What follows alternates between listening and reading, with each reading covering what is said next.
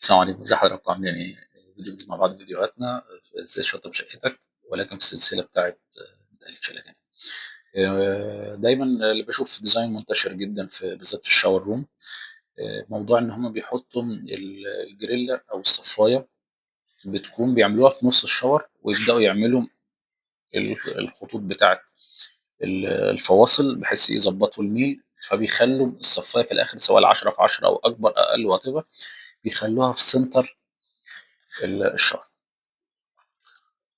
طبعا الموضوع ده انا مش حابه، وهقول لحضراتكم ليه. انا دايما بحب لما اشتغل بحاول اخلي لو انا هعمل الصرف بتاعي على الضلع القصير، بجيب اللي هي لو مثلا 80، بجيب مثلا ال 30 ال 60، بحيث تاخد على قد بقدر، تاخد كميه الميه وانزل بالميل بتاعي من الاول للاخر، بحيث ما اعملش فواصل في مكان فيه شاور قدر الامكان. انا ما بحبش اعمل فواصل في ارضيه الشاور.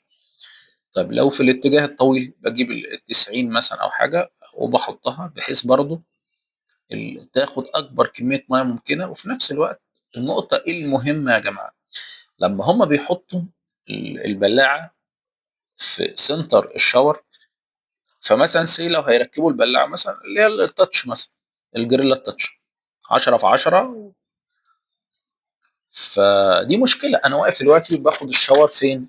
في سنتر الشاور. يعني انا واقف في السنتر الشاور روم بتاعي ده، فلما تبقى تحت رجلي صفايه 10 في 10 تاتش مثلا، طيب فانا كده مجبر، عشان تفضل مفتوحه لازم الغطا بتاعها يكون مرفوع، ما ينفعش احط رجلي عليه. فانا كده هبقى واقف في الشاور واقف فاتح رجلي.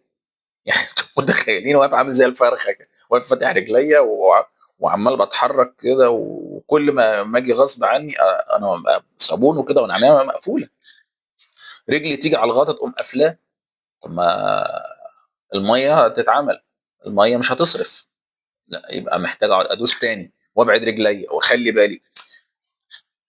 الديكور معمول علشان راحة الناس، راحة العميل، الراحة.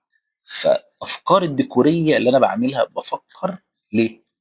الفكر الديكوري بتاعي من اساسيات فن وعلم، والديكور هو اني اوصل الانسان لاعلى درجة من الراحة والرفاهية وسهولة الاستخدام، بكفاءة عالية للحاجة اللي أنا هستخدمها في المكان الفلاني. فأحط ليه بقى جريلا وأرازي نفسي وأرازي الناس يعني. فدي من ضمن الحاجات المنتشرة، فنخلي بالنا يا جماعة، نخلي دايما الصفات أو الجريلات على الحواف بتاعة الشاور روم أو في الكورنر بيكون أفضل، بحيث ما ضايقش الراجل اللي واقف أو الست يعني اللي واقف بياخد الشاور، يفضل واقف يخلي باله من رجله ويخليه يبعد رجله عن الغطا هو داخل ياخد ربع ساعة شاور، مش عايز يرازي نفسه يعني. فبلاش نرازي الناس يا جماعة.